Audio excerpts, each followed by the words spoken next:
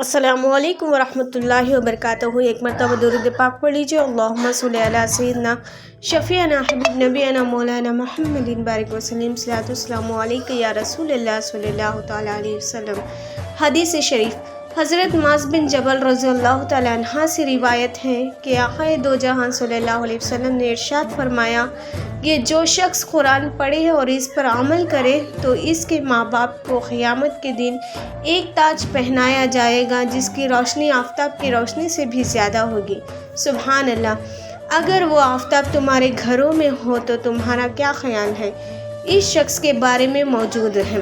یعنی آفتاب اگر ہمارے گھر میں موجود ہو تو بھی اس تاج کی روشنی آفتاب کی روشنی سے زیادہ ہوگی۔ یہ مرتبہ اور فضیلت تو ان کے لیے ہے جن کی اولاد قرآن پڑھے اور اس پر عمل کریں تو اللہ تعالیٰ اس سے بھی زیادہ انعام اس کو عطا فرمائے گا۔ سبحان اللہ!